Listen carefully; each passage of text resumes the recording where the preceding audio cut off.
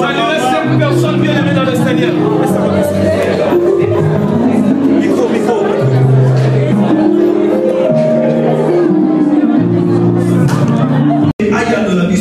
Que Dieu nous amène à sa présence. Que Dieu nous parle en particulier. Aujourd'hui, c'est le jour de la femme. Nous voulons que Dieu serve à nous prêcher la bonne nouvelle du royaume. Et par la suite, nous allons clôturer. Parce que dans cette église, il n'y a aucune réunion de maman. Mais par rapport au chemin de la femme, Dieu nous a inspiré pour que dans cette église aussi nous soyons dans cette église qu'il y ait une réunion de maman aussi.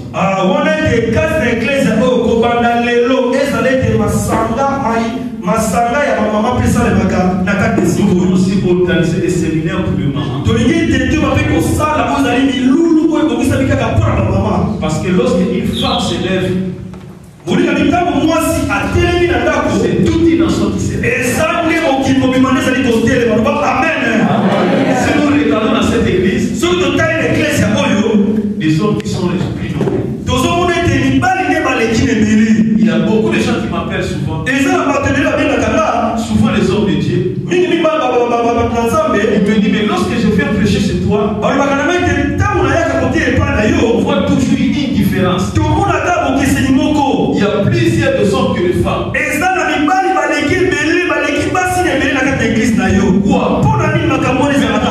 Moi-même, je n'arrive pas à comprendre.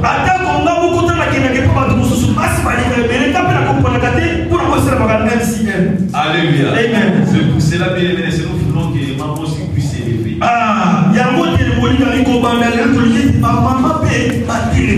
Alléluia. Nous n'avons pas encore prêché dans cette église. C'est gisement pour la première fois. Alléluia. C'est pour cela que nous aussi, les enfants, nous pouvons les supporter.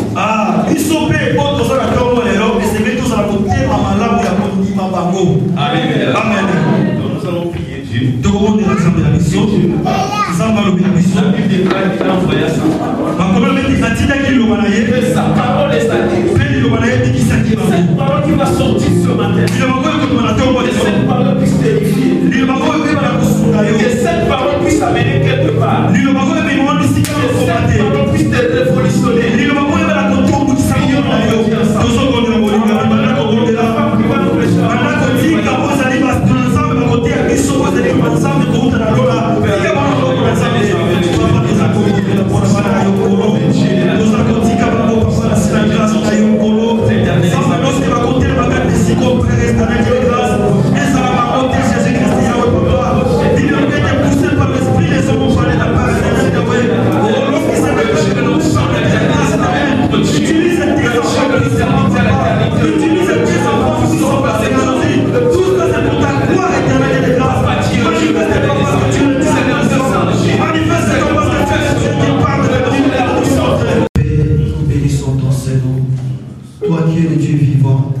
Toi, Dieu, le Dieu réel, Papa.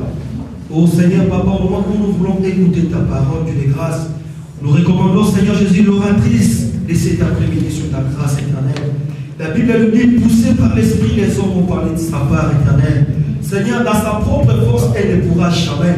Dans sa propre intelligence éternelle, Dieu de grâce, elle ne pourra jamais. C'est pour cela, Dieu de grâce, nous demandons que le Saint-Esprit du Seigneur, que le Saint-Esprit qui avait orienté les enfants d'Israël, que le Saint-Esprit qui avait orienté les disciples, Père éternel, descend au milieu de tes enfants que tu as choisis aujourd'hui pour prêcher la bonne parole.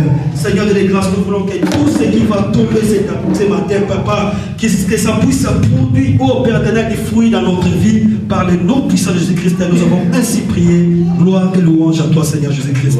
Gloire et louange à Seigneur. Amen. Amen. Je vous invite à tenir debout pour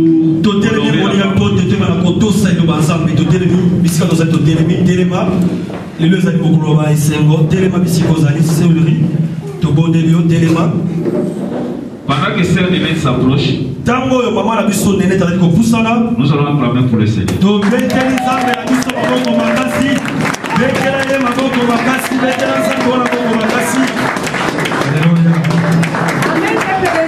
Amen. Est-ce qu'il y a des femmes parmi nous? Amen. Est-ce qu'il y a des femmes puissantes parmi nous? Nous allons acclamer pour la gloire de Dieu.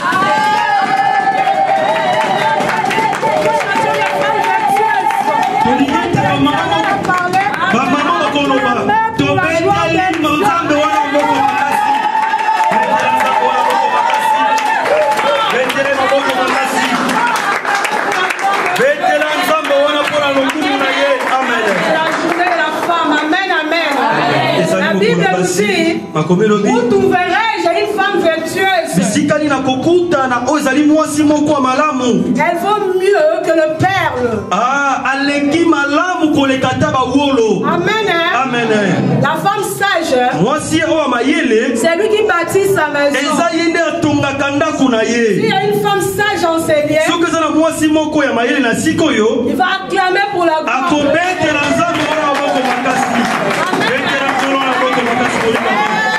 Alléluia. Nous allons encore fermer nos yeux. Nous allons prier. Amen. Amen. La Bible nous dit, c'est poussé par son esprit que les hommes ont parlé de sa part.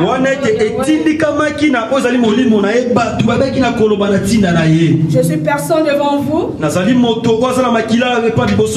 n'ai jamais prêché. Mais par la grâce de Dieu, Dieu va me faire cette faveur. Et tant que sa servante. Amen. Amen. Nous allons fermer nos yeux. Nous allons prier. Nos chanteurs vont nous chanter des chansons, cantiques d'adoration pour adorer encore ces dieux avant de commencer. Amen. Amen. Wana balanga nzembo bakokamba biso loyembo yambo tete bana koyoka ozali mate ya tongo lelo wana bisika ozali otelemi kaka biso na kokangama.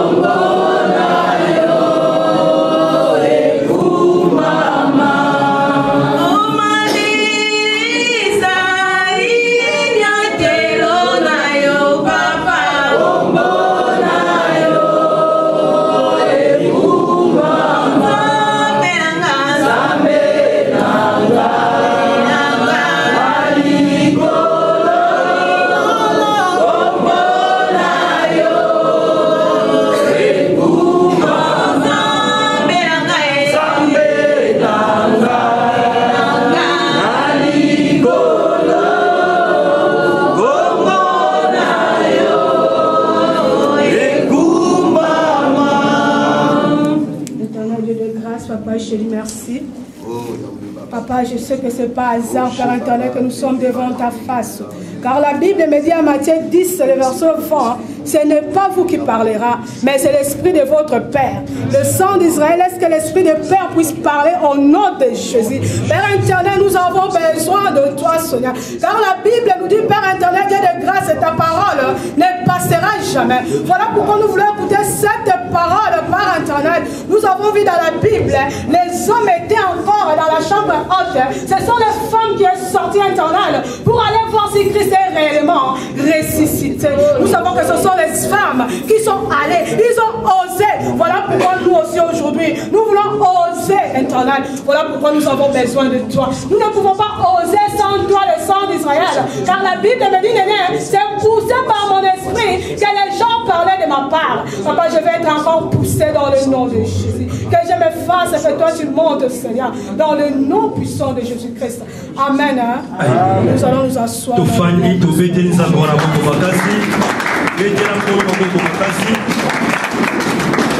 Amen, amen. Notre thème de ce matin, c'est la femme vertueuse. Amen. Amen. Nous allons prendre nos Bibles.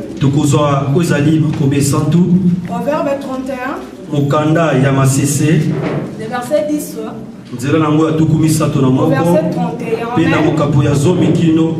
La Bible nous dit, qui peut trouver une femme vertueuse?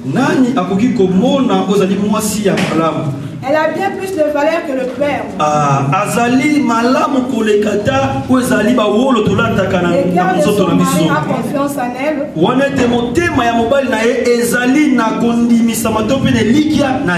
Les produits ne lui fera pas de faux. Elle lui fait du bien et non du mal. Tous les jours de sa vie. Elle se procure de la laine et du lin.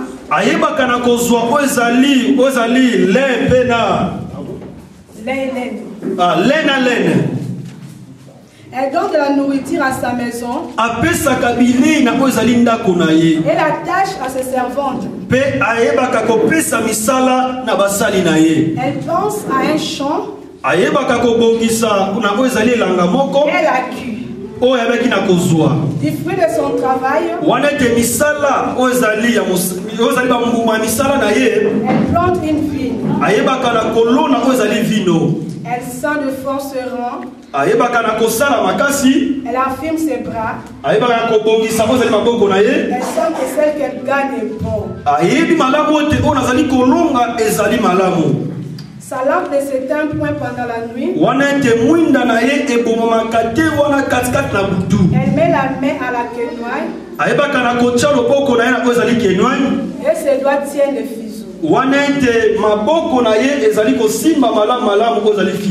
Elle tend la main au malheureux.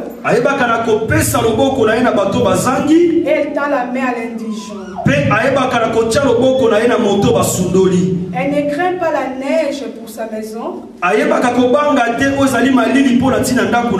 toute sa maison est vêtue de cramoisis.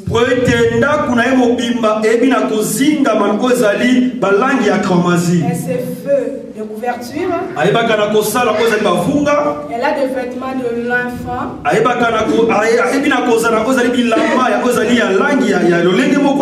Et des pourpres. Son mari est considéré aux portes.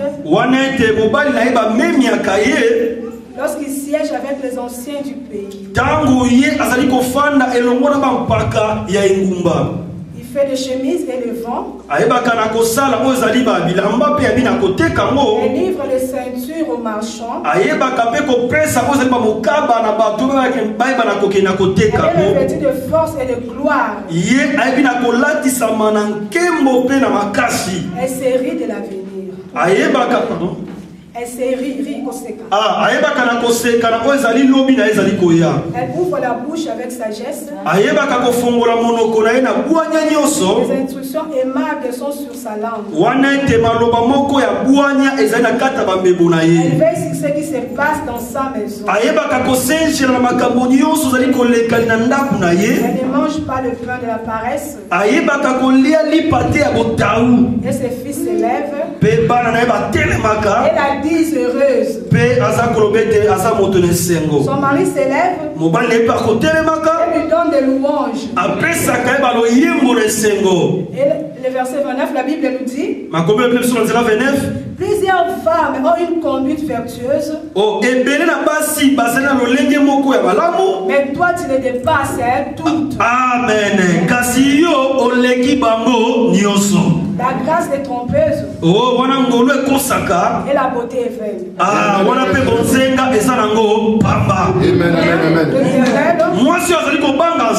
C'est elle qui sera louée. Ici, la femme qui crée l'internet, c'est elle qui sera louée. Et tant que femme, tozali. Il faut que nous soyons loués. Et c'est que tu es bana kokumba mela. Nous ne sommes pas des femmes faciles ni des filles faciles. Amen. Tozali basi ya petete to pe mi basi bana basi ya miki ya petete. La Bible nous dit. Ba komelo bi. Quand Dieu a créé l'homme, il a dit tout était bon. Mais l'homme était attristé. Parce qu'il n'avait pas vu un être semblable à lui. Voilà pourquoi la Bible nous dit Dieu a donné sommeil à l'homme. Dans ce code, il a fait sortir la femme. Amen. Il a dit une être semblable à toi. Il y a des femmes qui sont les aides. Amen. Amen. Ce n'est pas être pour aller vendre ton corps, trouver quelque chose. Non. Alléluia. Moi, si vous avez pour non, c'est pas ça. Il met c'est qui? Oh, c'est lui qui va accompagner son mari. Amen. Ce jour-là, l'homme était venu poète. Amen.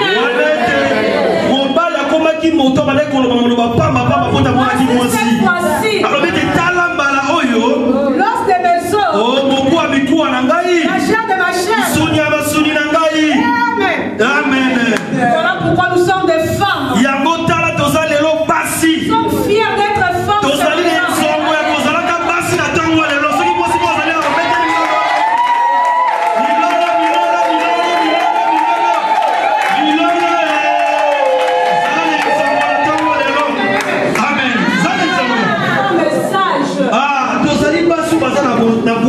Pourquoi nous voulons parler de la femme vertueuse? Je vais expliquer qui est la femme vertueuse. Amen. Et tant qu'elle est dans la présence de notre Dieu, quand nous sommes dans la Bible, Amen. La Bible nous dit à Proverbe 14, le verset 1.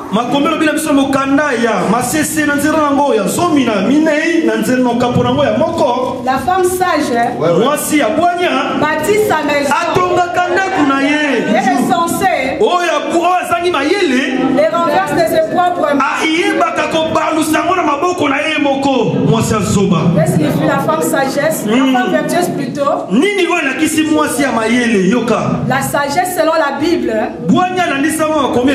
c'est la crainte de Dieu. La femme vertueuse, c'est lui qui craint Dieu.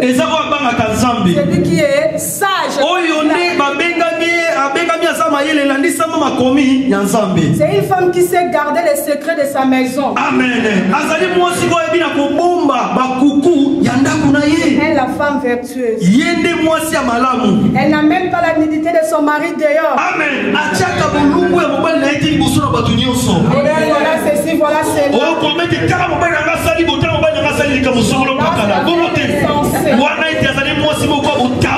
Nous étant que des femmes sages, nous allons nous lever et être fortes et en craignant l'Éternel. Amen. Voilà pourquoi je vais donner un exemple. C'est Abigail, qui était la femme sage. Nous allons voir dans la Bible 1 Samuel 25, le verset 3. La Bible nous dit verset 3. Oui, le nom de cet homme était Nabal. 1 Samuel 25, verset 3. 1 Samuel 25, le verset 3. Le nom de cet homme était Nabal. Kombo ya mobali ngo ezalaki na kombo ya Nabal. Sa femme s'appelait Abigail. Mwasi na yabengamaki na kombo ya Abigaila. C'était une femme de bon sens. Azalaki mwasi moko balolenge malamu. Belle de figure. Azalaki bonzenga nelongi. Mais l'homme était dur et méchant dans ses actions. Kasi mobali azalaki moto na kanzana ozalaki makamundo lenge na kotambola. Il est descendant de Caleb. Azalaki pe kitania ozali Kaleba. Amen. Amen. Nous allons prendre 14. Tukozonzela zo minamine. Un des serviteurs de Nabal vint dire à Abigail. Wanete moko basali ya Nabal ayekoloba na Abigail. Voici, Tala. David a envoyé du désert des messagers Wana te David yabina kotina na uma ozali batu sengeba panza sango. pour saluer notre maître. Po ete bana ko pesa ozali lo sako na ozali mo kambina Il biso. les a roudoyés. Oyo ayebina ko pambola bango. Roudoyés. Oyo bina ko benga na bango pito. 17. Nzela zo mina sambo. Sachez maintenant, voici ce que tu as à faire. Yeba siko oyo sengela yo oyo bana ko sala. Car la perte de notre maître, Po ete ko banga ya ozali mo kambina biso. la perte Bosangi ya mo kambina biso. de toute sa maison est résolue. Yelandisama ozali ya ndako na ye nyonso esi ezwi eyano. Il est si méchant qu'on n'ose plus parler. Wana ete aza mutu na kanda toza kokoka te koloba na ye. Nous avons vu cette femme Abigail. Tomoni mwasi oyo La Abigaila. Bible nous dit ici que son mari était méchant. Makomelo bete mwa mobali na ye azalaki moto na kanda. Mais quand David a envoyé les messagers pour lui demander quelque chose à manger, Tango David atindi ozali batu na ye bamemisango na ye po ete bana kolukele loko moko akolia. le Messie a chassé. Wana te Soit chassé ces gens. wana te ndeko wana bina kobenga ozali bato David atindaki. Mais un de ses serviteurs Kasi moko basali na ye est venu dire à Abigail, aye koloba na Abigaila. voilà la perte de notre maître et de sa maison. Tala kozanga mokambi na biso pe lomona ndako na ye Parce qu'il mobimba. savait que quand David sera retourné, Tango so po tayebaki malamu te tango David akoyeba na kozonga il va tout tuer. akoboma bato Il nyonso. va laisser aucune personne. Akotika ta moto Mais moko cette femme te. n'avait pas dit, c'est pas mon affaire. Kasi mwasi oyo alobi ete yango etalingai te. Non, cette femme n'avait pas dit Ah, mwasi oyo alobaki te que c'est pas mon affaire. oyo eza likambo na nga te. Mais la Bible nous dit, Makomi elobi cette femme s'est levée. mwasi oyo atelemaki Il est allé rencontrer David. ake kokutana na Dawidi Étant qu'une femme sage, lokola mwasi moko ya mayele. là nous allons lire ça au même verset, le verset 23. Totana oka na nzela moko wana ya tuku mibale na misato.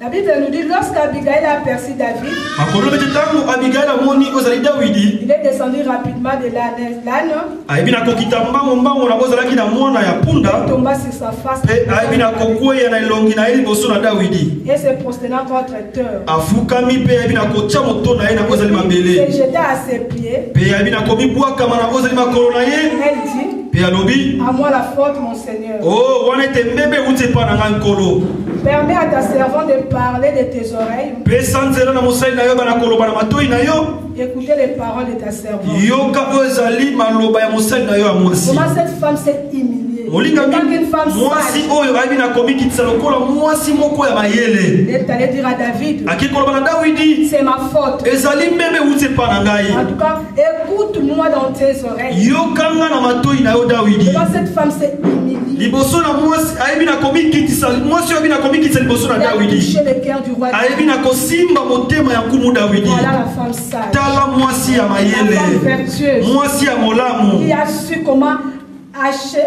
su comment racheter les erreurs de son mari. ayebi lolenge nini ya koyeba na koboma oyo ezali bambeba ya mobali na yebaki na C'était kosala à notre époque. soki ezalaki na ekeke na biso lelo J'allais dire que c'est pas mon affaire. nakoloba ete likambo wana etali ye moko Elle était celle à s'élever pour faire ce ye atelemaki mo mpona koluka makambo na ye makambo wana nyonso elalela ye problème. C'est son problème. eza likambo na ye ngai nakozwa bana na ngai ya kota boloko etali ngai te Mais cette femme, kasi mwasi oyo elle s'est arrêtée ayebi na kofukama pour dire à David, mpona koloba na Dawidi c'est pas la faute de mon mari, mais c'est ma faute. eza likambo na mwasi eza limbeba ya mobali na ngai te kasi mbeba wana euti epa na ngai Voilà les femmes que nous cherchons aujourd'hui. tala basi toza koluka na ekeke oyo Les femmes sages, basi ya mayili les femmes vertueuses, basi ya malamu les femmes qui ne sont pas des paresseuses, basi oyo baza basi ya botau te mais des femmes travailleuses. kasi basi oyo basalaka Amen. amen Avant d'arrêter notre deuxième exemple, c'est Rite. yango ya kosukisa oyo ezali ndimbolo na biso mpe ya mibale ezali mwasi na nkombo ya Rita La Bible nous dit, makomi elobi Rite s'est attachée à Naomi. Rita ayebaki na kokangama na Naomi Naomi l'a dit de retourner. Naomi abisi ete zonga epo baboti na yo ye alobi ete ngai na kozonga Ton te peuple sera mon peuple. libota na yo ekozalaka libota na Ton ngai Dieu sera mon Dieu. nzambe na yo akozalaka nzambe na ngai Pourquoi la MCM yango na kati na eglize oyo nous cherchons des femmes qui vont s'attacher à Dieu. Amen. Parce que l'attachement amène la bénédiction. Amen. Parce que nous avons vu Ruth. Il s'est attaché à Naomi. Il a eu Boaz et un enfant. Amen. Amen. Vraiment, nous avons besoin de ça dans cette église. Nous ne voulons pas être des femmes faciles. Les hommes nous montrent les doigts.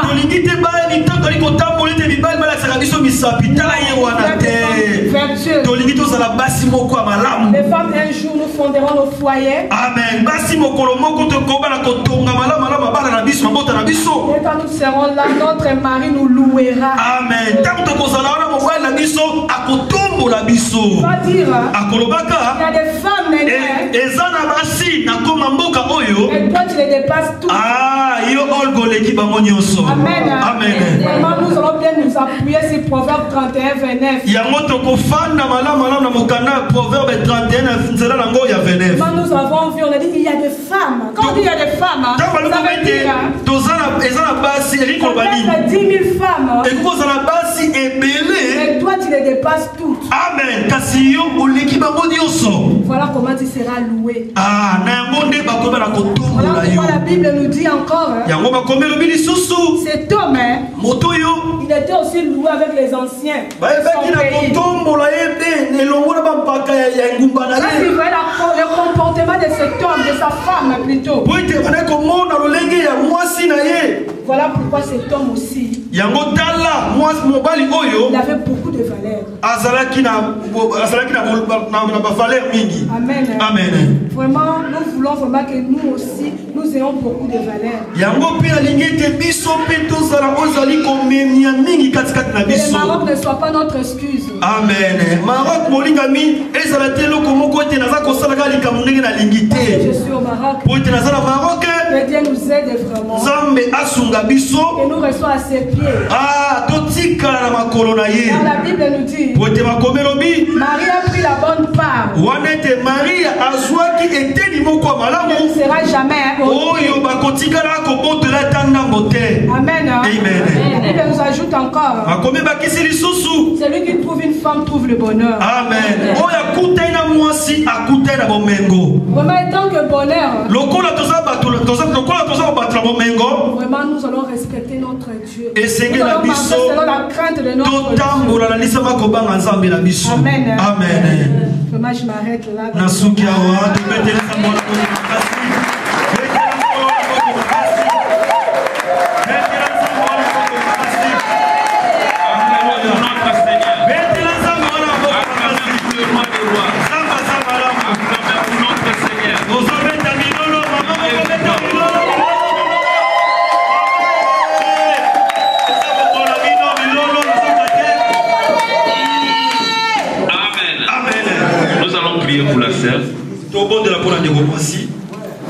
Qu'elle soit une bénédiction pour cette église. Que Dieu bénisse sa vie. Que Dieu la protège. Que la faveur de Dieu soit sur elle. Prions notre Dieu. Seigneur de l'univers, c'est toi le véritable Dieu. C'est toi le Dieu puissant. C'est toi le Dieu réel, éternel. En ce moment, Père, je récompense ta fille personnelle. Oh, celle qui nous a prêché ce matin, une femme vertueuse, éternelle. Bénis sa vie, bénis sa vie, éternelle. Que sa vie soit bénie dans l'abondance, éternelle. Bénis son ministère, Jésus, Papa. La Bible nous dit, voici mon serviteur s'élèvera, il se placera très haut, Papa. Que sa vie soit élevée, que sa vie soit élevée. Place, ô Père éternel, qu'il soit placé très haut par les noms puissants de Jésus-Christ. Amen. Amen. Que Dieu bénisse sa parole. Amen. Amen. Amen. Dieu cherche à cette église des femmes vertueuses.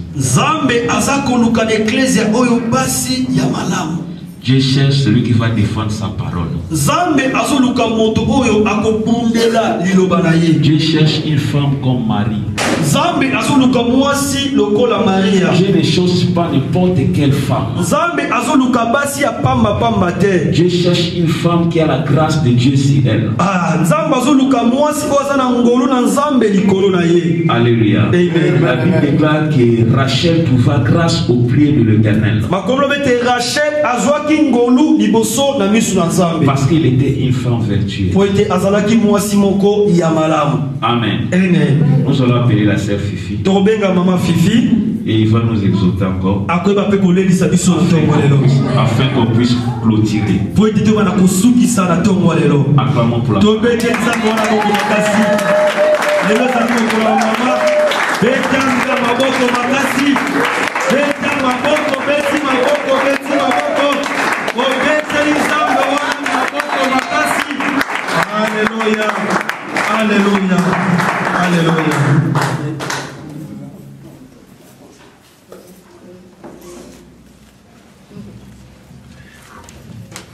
Alléluia, ma maman. Amen. Alléluia. Amen. Vraiment, nous avons pas pour la sœur Néné. Amen.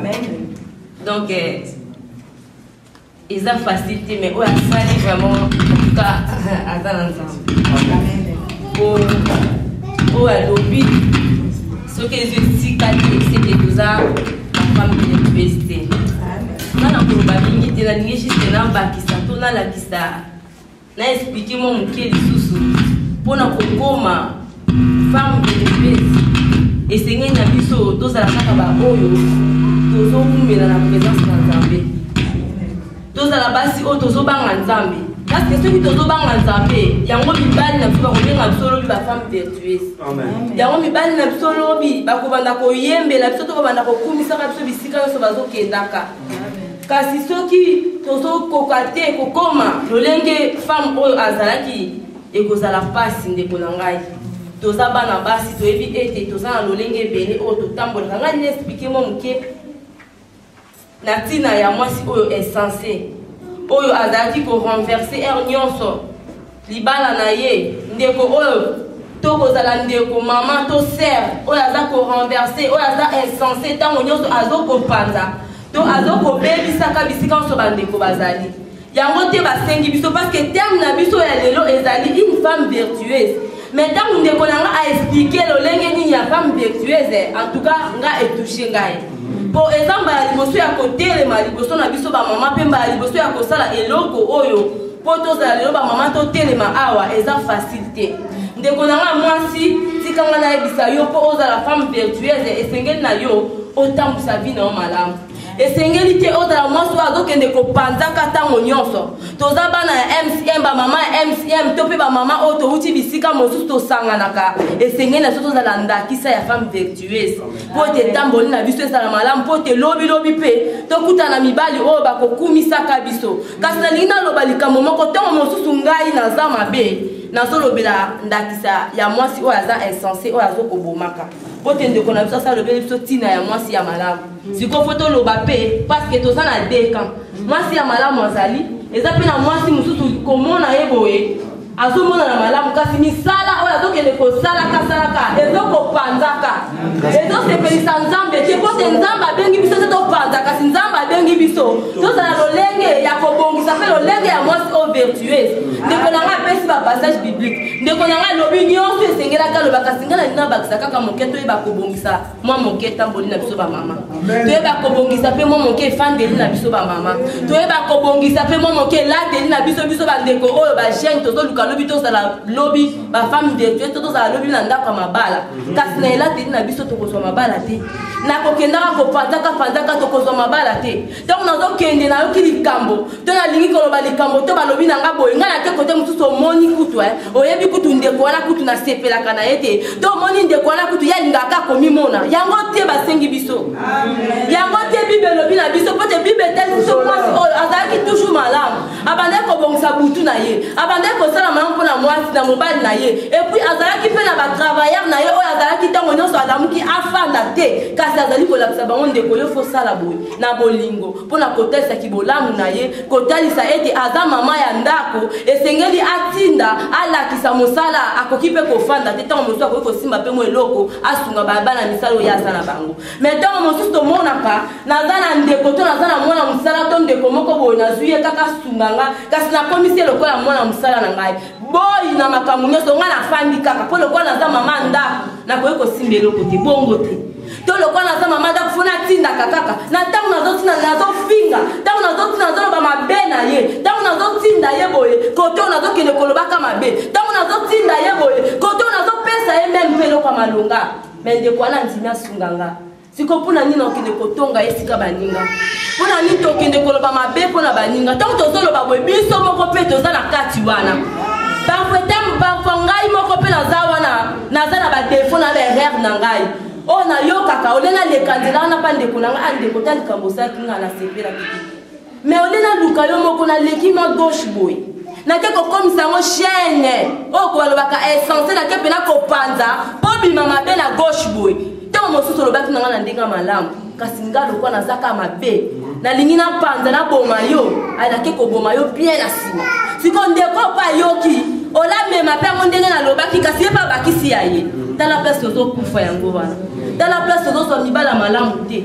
tala place tozozanga bandeko mibali oyo bakoki kolue biso mibali oyo bakoki kokumisaka biso nsima biso toza te tozozanga yango ndakisa ya bizaleli na biso ndakisa ya kokendaka kotongaka bandeko na ngai nzambe alobi biso na ntongo na lelo tozala baexemple malamu tozala bafemme vertueuse ntango nyonso tobukaka mabolongo na biso ata pasi eleki ata problème yango eza ya ndenge nini na moninga ndeko na ngai luka ata moninga ye moko koleka malamu ke ya kobendanaka pembeni tolukana tosungana mpo tozala basi ya malamu nakobondelaka ntango nabuki mabolongo na ngai na se nalobi nzambe sunga ndeko na ngai mpo na likambo oyo nzambe sunga etonga na yo ekende liboso mpo na problème oyo nayebi ke nzambe wana ayokaka bamama mpe nzambe wana yokaka mabondela bamama mpe ayanolaka umelaka te kanisa ndeko oza na problème yo mama to na kati ya ndako ya libala to problème na papa to problème ya bana kaka nde tokotaka boye ntango bondeli olele mpa nzambe ata mbongo ezalaki te nzambe wana kotushaka ata motu moko afandaki na mbongo na ye azokobombaka yango asala makambo me komona nzambe wana tushe moto moko boye aye kopesa bino mbongo sunga mwana mpo na nini mpo yo mama otiaki mabolongo na se mpo yo mama olelaki mpo yo mama obondelaki mpo na problème wana nzambe akei kotushe eyano epesameli tozala bamama ya malamu tozala bamama kolanda ndakisa ya bamama oyo batambolaki na bible na nzela kobanga nzambe makambo na bango nyonso ezalaki ya koresir makambo na bango nyonso ekendaki liboso mpe mabota na bango ezangaki eloko te femme sage oyo atongaki ndako na ye antuka nyonso ezalaki malamu na nzambe kasi oyo abongolaki yango oyo abalolaki yango na lolenge mibale misato nayebi ete anyokwamaki mpe ayokelaki mpe moninga likunya ntango mosusu tovandaka boye oza na eloko te ndeko na ngai oza na mobali tolobi te nalingi nabanga nzambe natambola na kimia me nzambe wana azosala badifference ntango ozoleka na nzela minoko ya bato kaka yango oyo mpe tokombolaka te azalaka nde oyo azalaka nde oyo yango likambo ni mobali mpe mwana mpe te bandeko me azokaka na santa malamu azokoma ka monene wana nini nzambe asali yo difference na bato bazokendaka kotongaka pembeni bato bazokende kopanzaka nzambe asali yo difference ape atali alakisi akomisi yo femme vertueuse lolenge makomi na ye ezali ata mpona etonga na biso mcm toza bandeko bamama toza bandeko soki totelemi kati na esika oyo naza siri etonga oyo ekozala boye te naza siri etonga oyo mpe kotelema mpe nzambe wana kozanga kopambola biso te ntango namoni moninga asimbi na porte kuna ngai nake nasimbi kota toilette ntango namoni ngo asimbi na toilette ngai nakota ata na biro kuna ntango namoni tapi mpe kiti ngai abi nasunga mpe kote oyo ntango totyani maboko tokomona mosala nzambe etongwami ntango papa azokende koteya kote oyo ya bandeko mibali biso mpe babama tolobi te totelema mpe na kana biso tokende mpe mwa ngambo oyo po ete tosala mosala nzambe etombwama nyonso wana eza misala femme vertueuse siko toki tozosala yango te tokotikela yango banani tozotika nani akosala na place na biso tozotika nani aya kosokola etonga oyo to nani aya na sani to lutu po musala nzambe kende liboso kaka biso ba mama ntango tosimbisimbi mosala nzambe etombwami tomona yango ata na bafamile ndeko ya mobali akoki kozwa na ye akoki kobonga ndenge nyonso kokende kaka koluka oyo aye nzela aluki mwasi na ye asali makambo kuna ata bokembala san kosenga kaka eloko moko banda bobanda komona ye mosu ndeko apia te mais soki ya mwasi atelemini ntango kaka basengi boye pan ye wana bimisi motema monene wana ezolakisa femme vertueuse yango etongo na biso mcm esengi biso tozala lolenge wana mpo mosala nzambe ekende liboso antuka naza na mingi ya koloba te me oyo nzambe atalisi biso esenge na so kokolisa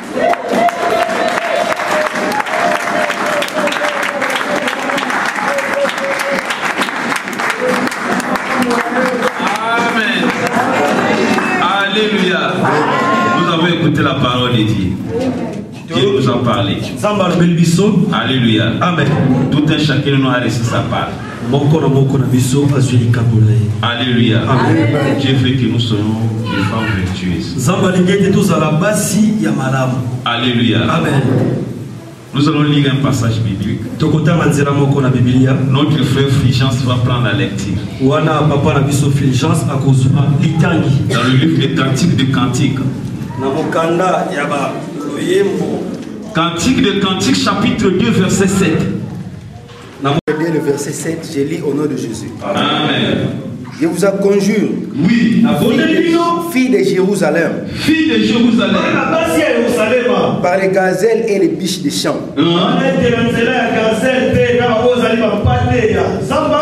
réveillez pas l'amour avant qu'elle veille. Parole du Seigneur. Amen. Alléluia.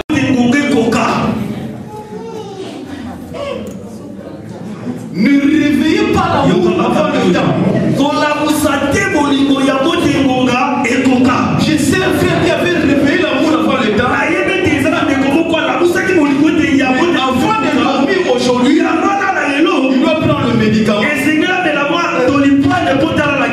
Il m'a appelé hier pour me dire que pas de berger. Je n'ai jamais fait ce travail. Et à cause de cette femme, je suis en train de faire ce travail. Je lui ai dit ceci. Parce que tu avais réveillé l'amour avant le temps. Il fallait d'abord laisser d'abord l'amour sans l'amour. Tu as réveillé l'amour avant le temps. Voici les conséquences.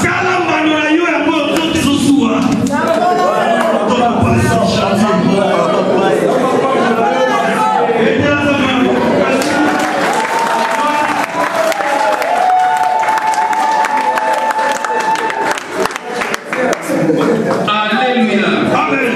Lorsque tu réveilles l'amour avant le temps, bien aimé dans le Seigneur, tu vas souffrir. Devant les gens, tu peux faire semblant. Mais lorsque tu vas rester tout seul, tu vas commencer à pleurer. Alléluia. Parce que tu as réveillé l'amour avant le temps. Il y a d'autres personnes qui appliquent les économies dans leur maison. Lorsqu'il était tout seul, il avait 2 dirhams, 3 dirhams. Mais aujourd'hui, pour qu'il touche même 10 dirhams, c'est sourd d'un problème. Parce qu'il avait réveillé l'amour. Alléluia. Parfois toi aussi tu avais réveillé l'amour. Aujourd'hui tu as des difficultés. À qui la faute? Alléluia. Aujourd'hui les mariages n'arrivent pas à venir. Aujourd'hui il n'y a plus de voyage. Parce que tu avais réveillé l'amour avant le temps. J'avais vu un frère qui a été de pleurer dans un CD. Grande sœur, pardonne-moi. Je ne savais pas ce que j'avais fait. Parce que j'avais bousillé tout ce que tu m'avais envoyé. J'étais vraiment envoûté. Pourquoi? Parce qu'il qu'il avait réveillé l'amour avant. Pour être à la moussa qui bolingo ya mote. On lui a envoyé l'argent pour le voyage. On lui a gardé d'abord cet argent. On va chercher des bases de moyens pour ajouter encore d'autres l'argent. Mais lorsqu'il a reçu l'argent, il est parti à réveiller l'amour. Et l'argent est parti. Et aujourd'hui, il commence à dire non aux institutions. Il y a tellement de sorciers. Le premier sorcier, c'est lui-même. Parce qu'il avait réveillé l'amour. Il n'avait pas accepté de dormir tout seul. Alléluia. La parole est ma parole. Si ce n'est pas pour le temps, ça ne sert à rien de réveiller. Alléluia. Il y a d'autres personnes qui se trouvent maintenant à l'hôpital. Il y a d'autres personnes qui sont mortes parce qu'ils ont réveillé l'amour. Alléluia. Il y a d'autres personnes qui sont malades aujourd'hui. Lorsqu'ils sont arrivés au Maroc, ils étaient dans une bonne santé. Ils étaient tellement bien. Mais lorsqu'ils ont réveillé l'amour, ils se retrouvent à l'hôpital. C'est la parole.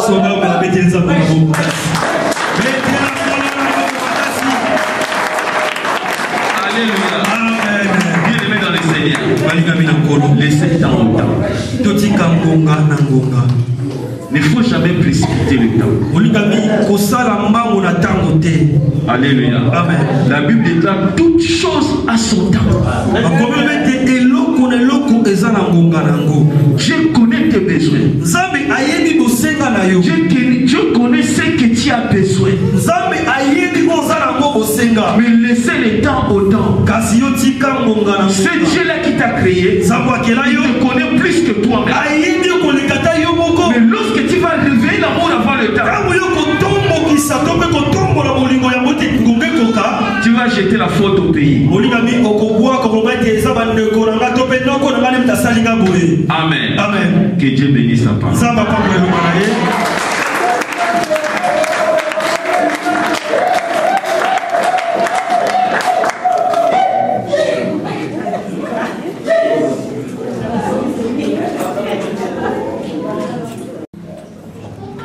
Mon centre fan de Katmayo. Tout ça, le logo la Sarah. Azaki Kobenga, mon bali na ye Seigneur. Est-ce que yo le logo Kobenga, mon bali na enseigné? Antoine Ozawapi. Ndeko Mwasi. Ndeko wana azalaki na mon bali na ye. Sikoyo eza na ema bako baliaka. Mon bali azaki na balinga na yazo beta akazi balinga. Azana posa dia simina na ye. Atele mi alobi. Antoine, on est à Foufou. Ce qui était au Colamba et au Moko. Là, c'est la femme qui a donné le Zambé. Mais vous savez, il y a des camarades. Oh, mes enfants, mais insensés. Et bon, à côté de mi permet, papa, il y a un an. Alobi, et c'est Foufou, il y a un Colamba, il y a un Colamba. En tout cas, ça va sur le coup.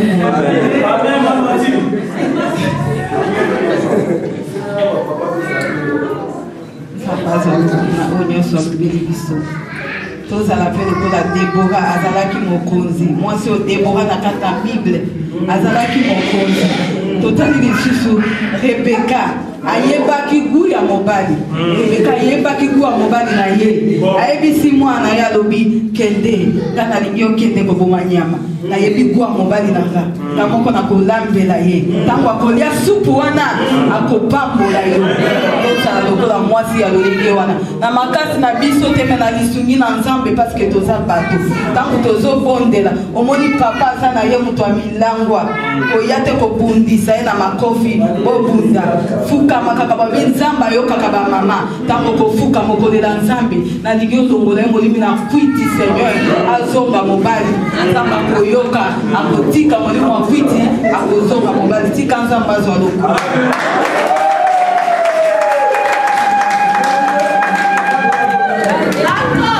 nzamba za malamu tokoti na ntango tolingi tokabela nzambe ndeko na nga tala mibali mingi baviyaka biso mosusu mwasi oza na posa na kobala mobali na yo aza kelke mpo ifo kobondela ifo tochange nano ndenge nini ya kobondela mosusu mobali wana mpo mobali ifo abala mobali wana akoma na ye pede mwasi na ye aza kuna azoprie nzambe mobali na nga aza kobondela nzambe soki mobali na nga akangami na esprit ya pede nzambe molimo wana elongo azonga mobali po ya koretrouve nga bisika nazali nzambe soki mobali na nga aza mutu na milangwa nzambe bimise na kati ya bakwiti alamukaka na kwiti alalaka na kwiti abima nzambe aya koretrouve nga bisika nazali po tosangana tokoma mutu moko ekozala mpona lokumu na nzambe tolingi sikoyo tokabela nzambe na biso tolingi tokabela nzambe na biso lelo mpenza eza offrande nga mutu natangaka offrande nakomprenaka te nabi yango bapapie oyo ezalaka ya bapapa to ya bamama offrande na biso